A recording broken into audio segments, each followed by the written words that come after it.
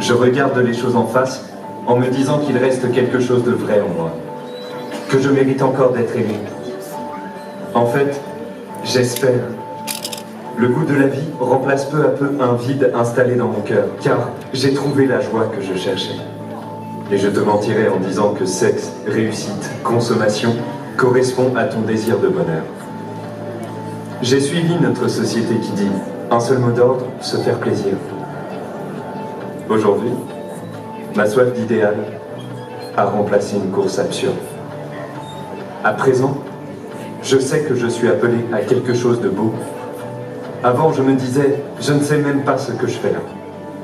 Nous sommes une génération sacrifiée. Aujourd'hui, tout ce que je peux t'affirmer, c'est qu'il faut oser croire en l'espoir.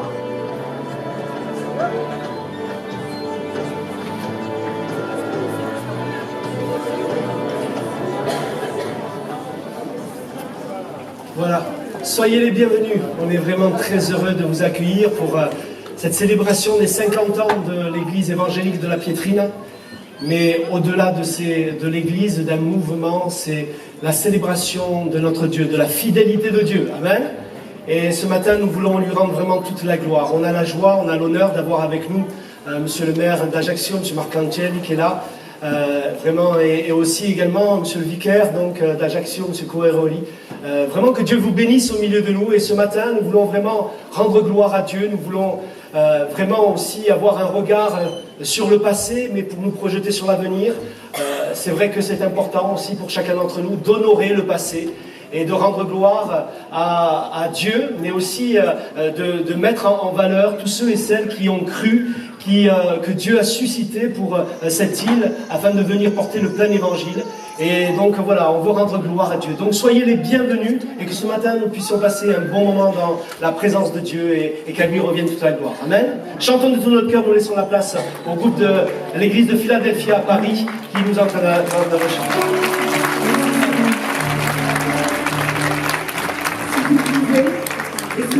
Nous sommes dans la présence du Seigneur et nous voulons te rendre toute la gloire. C'est à toi qu'elle revient, Jésus. Amen. Merci pour ce temps. Merci pour ton esprit qui nous a libérés, pour ta vie livrée. Et c'est toi que nous célébrons ce matin. Amen. On veut célébrer Jésus de tout notre cœur. Amen. Célébrer.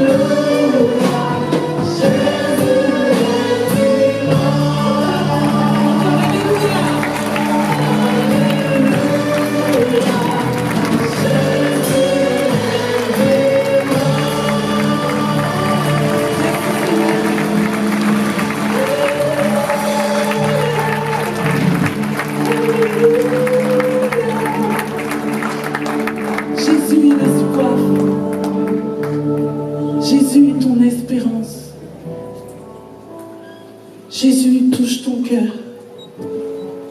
Et Jésus t'aime. Qui que tu sois, où que tu sois, un jour il a pensé à toi. Alléluia. Il a pensé à toi. Il est mort sur la croix. Il t'aime. Il t'aime.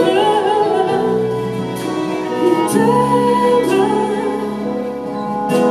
Il t'aime. Je t'aime, Seigneur. L'immensité de ta grandeur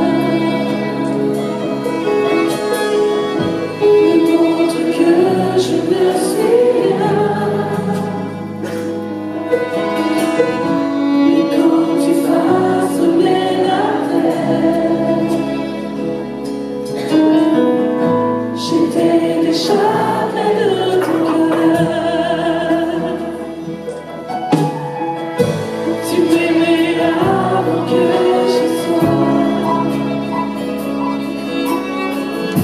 Et pour moi tu as tout donné.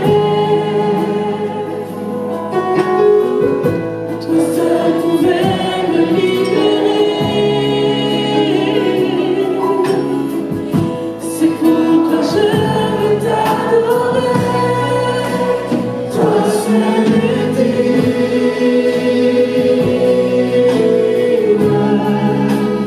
de recevoir louange et gloire pour l'éternité.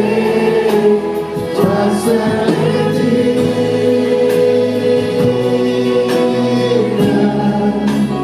de recevoir louange et gloire pour l'éternité.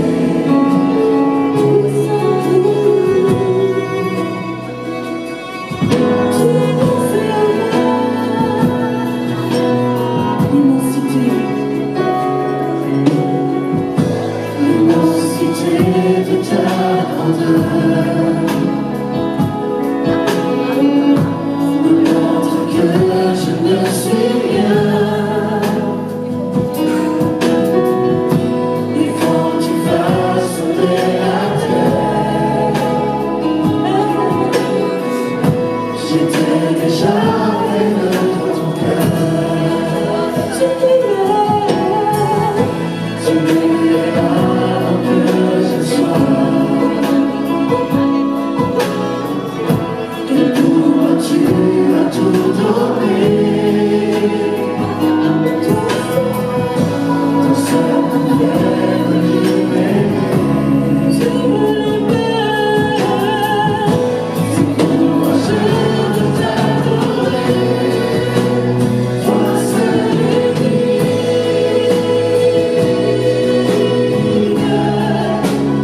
de recevoir louange et gloire pour l'éternité. Toi seul est digne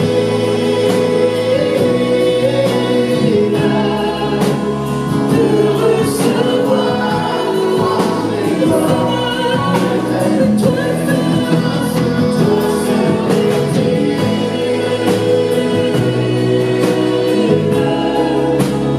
de recevoir louange et gloire pour l'éternité. Toi seul est digne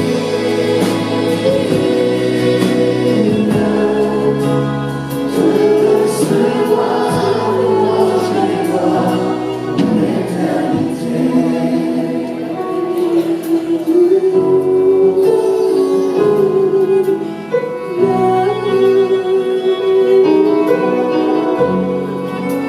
Merci pour ta grâce. Merci pour ces instants où tu as été fidèle ces 50 dernières années. Ton œuvre est belle, Seigneur. Alléluia. Alléluia. Alléluia. Alléluia.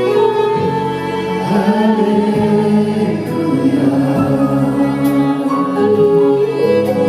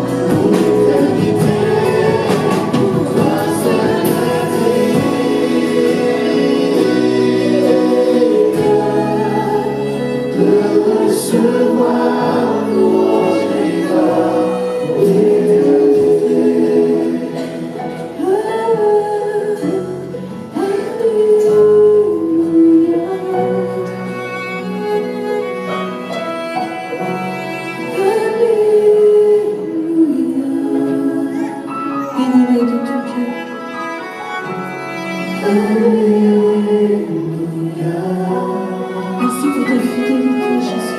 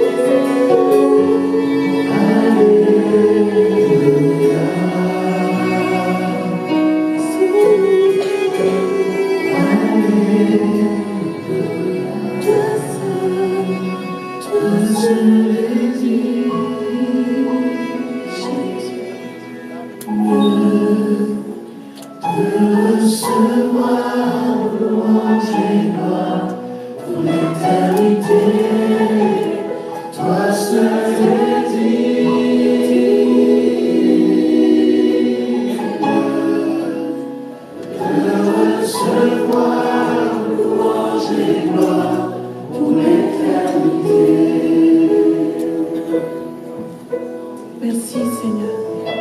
Louons-le dans notre cœur, louons-le avec nos mains. Merci pour ta grâce, merci pour ces instants, merci pour ta vie, merci pour la réalité de ta vie. Merci parce que tu me permets de vivre ces instants avec toi pour l'éternité.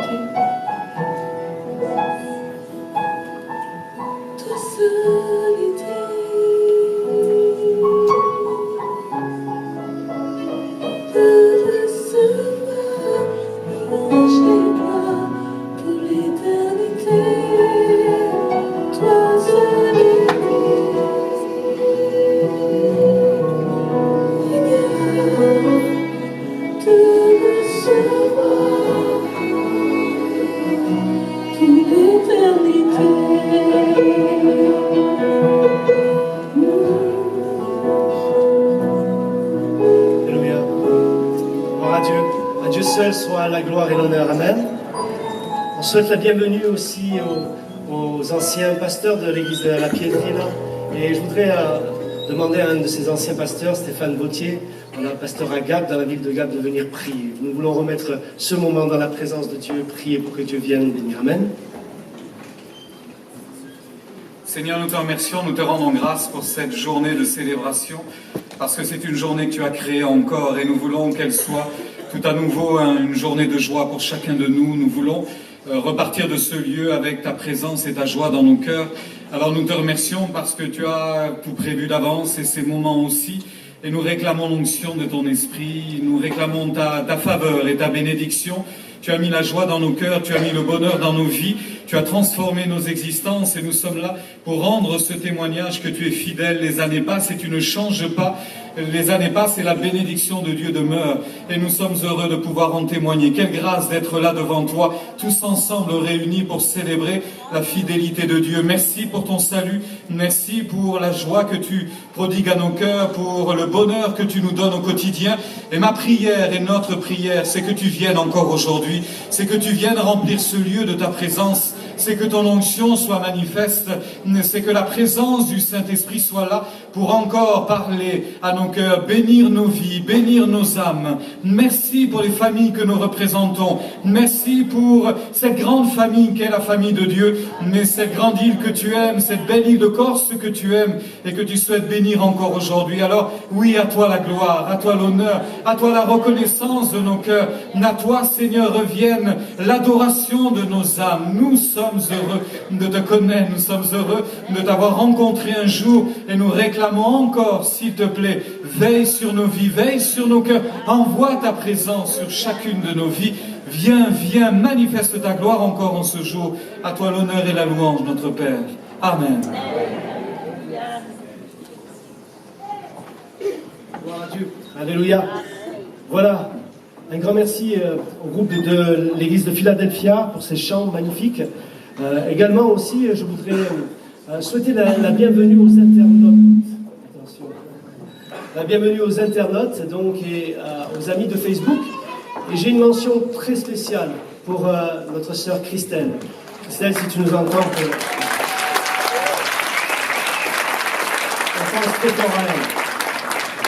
Voilà, j'ai la joie de présenter aussi le pasteur Fabio Morin, qui nous est venu spécialement de Brest, notre frère,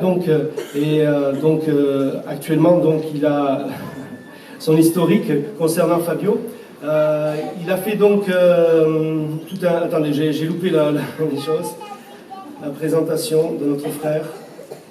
Voilà, présentation de notre frère. Il fait un doctorat à la Sorbonne, donc sur le protestantisme et le pentecôtisme français au XXe siècle. Donc il a écrit 2 livres. On lui laisse toute la place. Excuse-moi pour le... Voilà. Bonjour à tous. Un breton en Corse. Je vais essayer de prendre l'accent, mais pas trop. C'est une joie d'être parmi vous ce matin, et notamment de pouvoir partager votre histoire et notre histoire, parce qu'on a une histoire commune qui remonte bien sûr à la Réforme. Et encore plus loin aux actes des apôtres, à l'Évangile. Ce qui nous unit avant d'être protestants, avant d'être pentecôtistes, nous sommes chrétiens. Chateaubriand le disait, voilà, autour de la croix, les chrétiens se rassemblent, et avant tout, nous sommes chrétiens. C'est important. Bien sûr, on se retrouve dans certains écrits des pères de l'Église qui avaient cette foi vivante, mais notamment dans le parcours de Martin Luther qui a redécouvert la grâce. L'année dernière, nous fêtions les 500 ans de la Réforme, et ce sola gratia notamment, alors qu'il lisait l'Épître aux Romains, il a lu « Le juste vivra par sa foi ».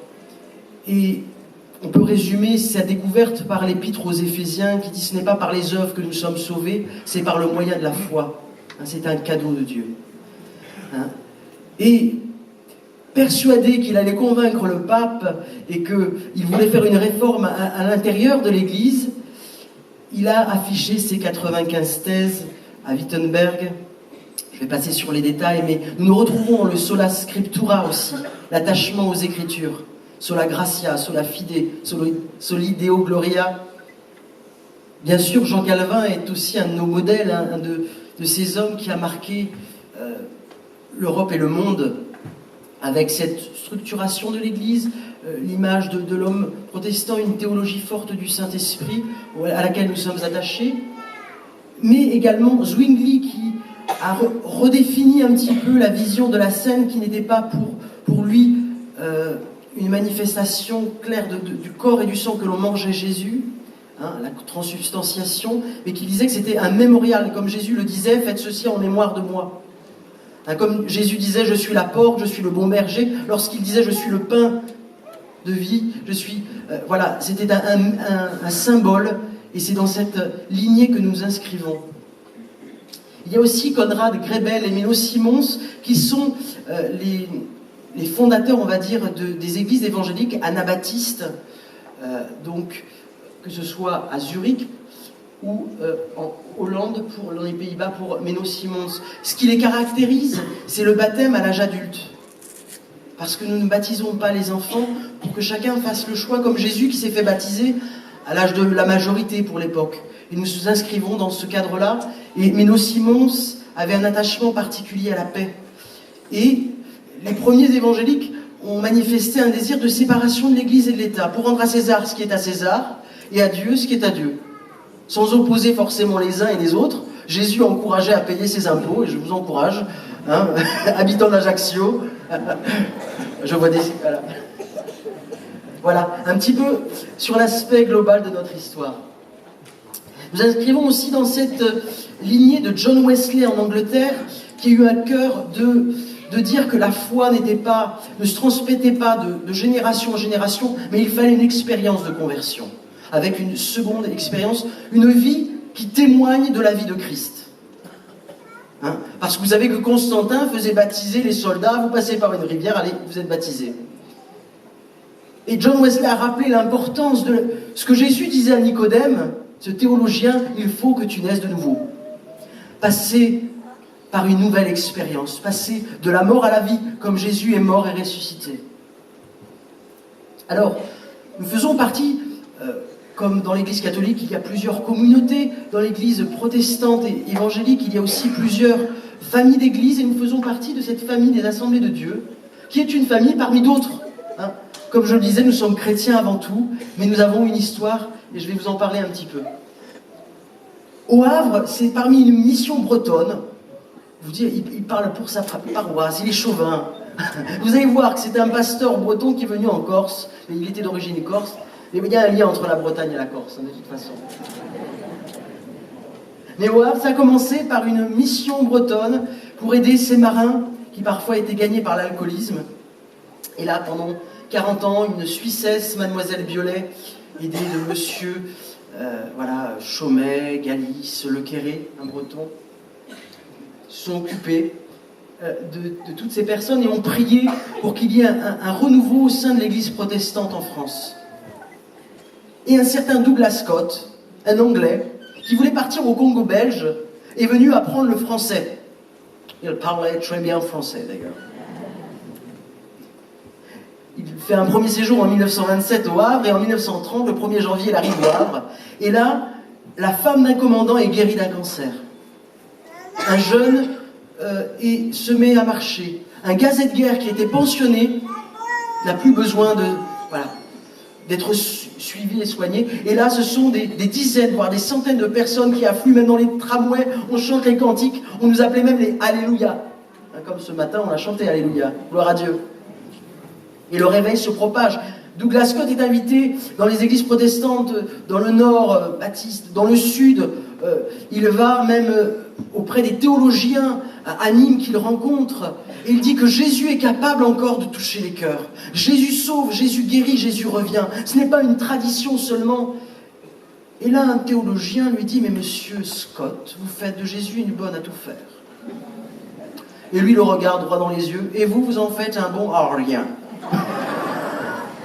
Voilà, un homme plein d'humour qui a été accueilli dans de nombreux temples à Valence, etc.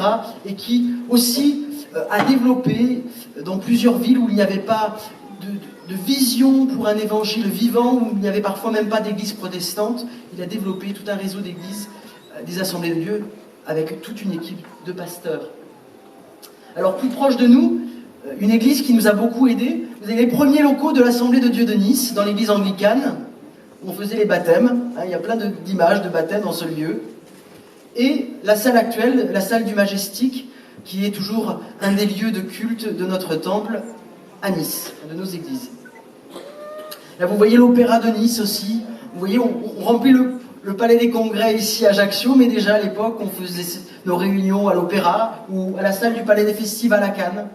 Dans les années 30, 40, 50, 40 et 50. Alors, les racines protestantes en Corse. Patrick Cabanel, mon directeur de thèse à la Sorbonne, a écrit la chose suivante, que Napoléon avait été sensibilisé aux questions protestantes.